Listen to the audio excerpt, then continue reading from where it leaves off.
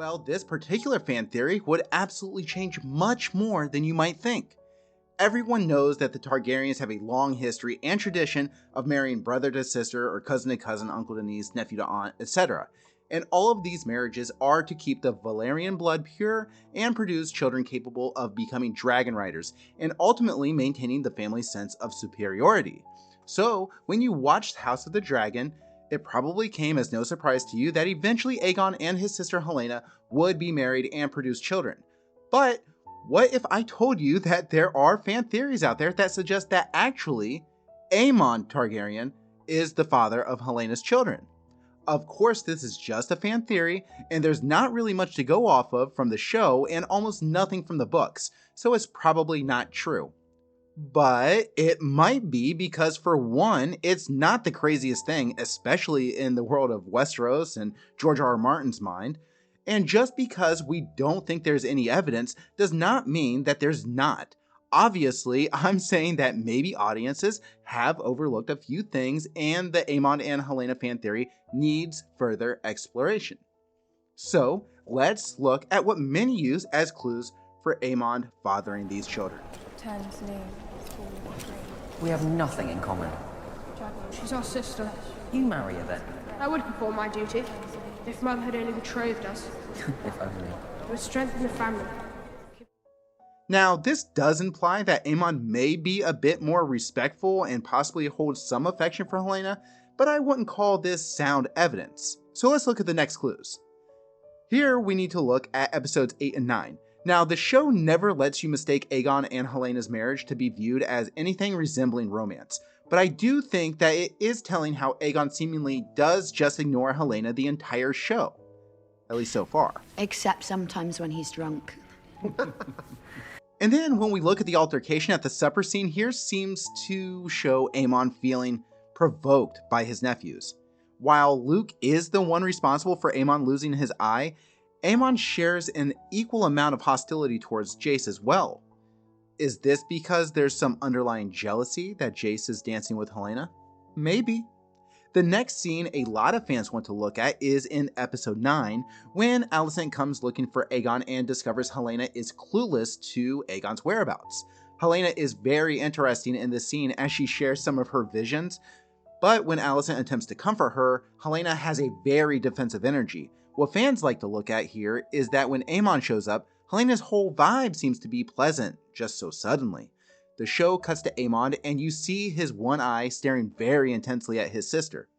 Or maybe he's looking at his mother this way, or maybe both of them. But I will say that more than a few fans noticed this, and more than one fan has questioned if something greater is being hinted at. Then the last clue fans will point at is that in the dragon pit scene when Rhaenys roars up through the floor with her dragon melees.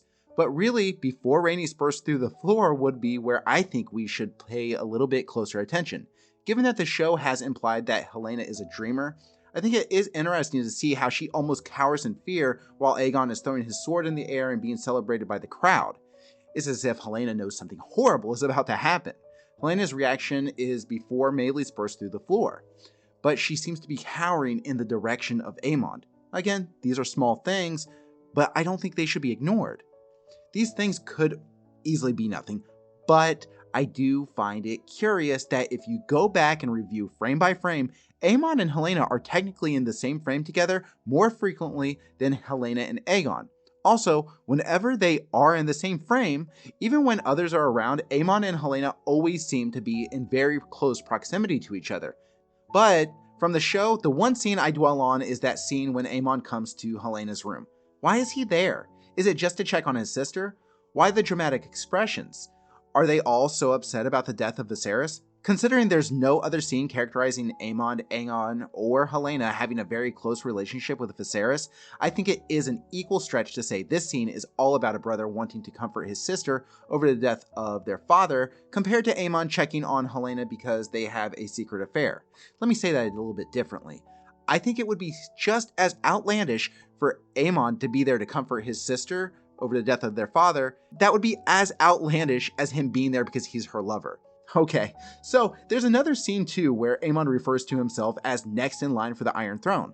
Well, that's simply untrue. Assuming Aegon is the rightful heir to the throne according to the Greens, then Jaehaerys, Aegon's oldest son, would be heir to the throne, unless Aemond has accidentally implied that Aegon's children are actually bastards.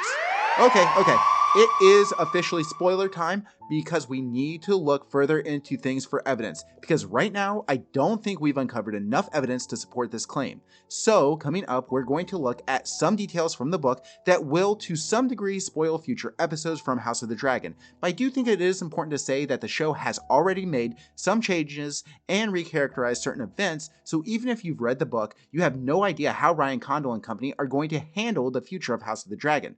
That's your official spoiler warning. Leave now if you don't wish to be spoiled. Okay, as I stated, I think we need more evidence, and a big piece of evidence that these fan theories have left out is the impact that Aemond and Helena's affair could have on the future of the show, but also how it could change the events that we read in the source material, Fire and Blood. Now, I'm going to assume that you're all aware of Blood and Cheese. I'll give you a second if you aren't familiar and you stuck around long enough to be spoiled. You can look this up either in the book, or if you want, you can use a wiki of Ice and Fire for a quick reference. Alright, hopefully everyone is up to speed now. The TLDR of Blood and Cheese is that Daemon hired Blood and Cheese to kill one of Aegon's sons. He had promised his queen, Rhaenyra, justice.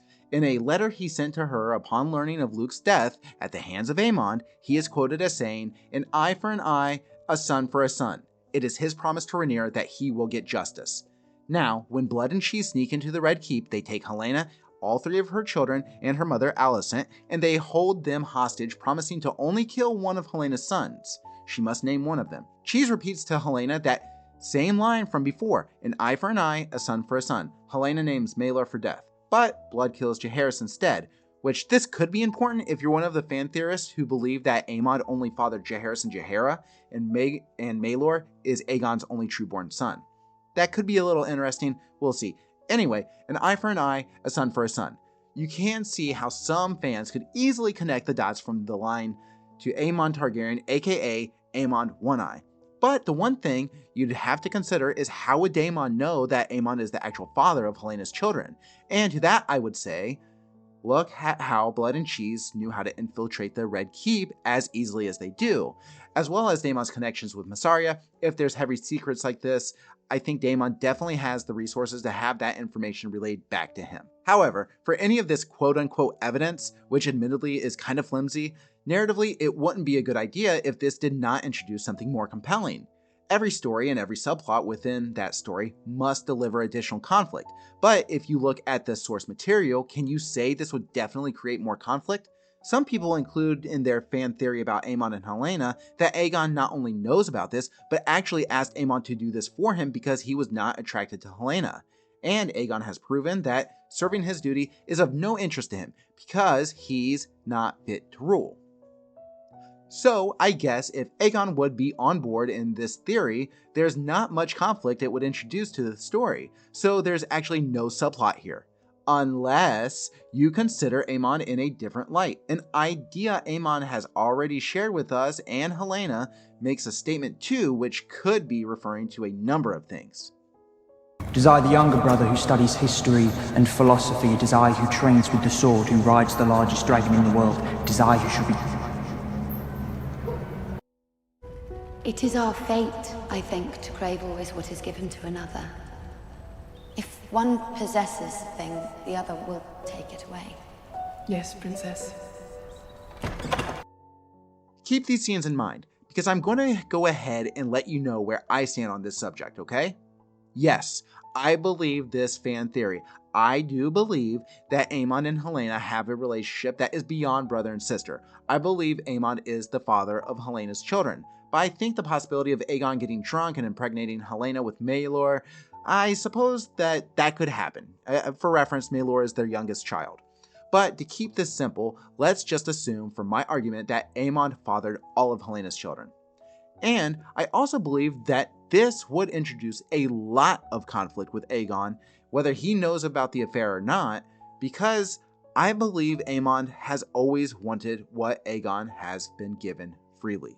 Also, I think the opportunity for Aemond to seize firmly everything he has ever wanted is during the battle at Rook's Rest. For book readers, you know that after this battle, Aemond becomes regent and essentially becomes the leader of the Greens. And yes, I am saying that perhaps Aemond has something to do with Aegon being injured. I think that would make this very compelling. I'll be doing a video on what the impact of Aemond fathering Helaena's children could have over the course of 2 more videos, where I'll go into further detail about what his intentions are after learning that his son was murdered by Blood and Cheese, and what his plans are after Rook's Rest. So if season 2 comes along and I am dead wrong, I guess these videos will then serve simply as what could have been, or simply just fan fiction. Look, make sure you are subscribed so that you don't miss out on the first of these 2 videos. I'll have one released here within the week. Anyway, thank you for watching. I am really excited about going over this theory a little bit further. If I'm wrong, I'm wrong.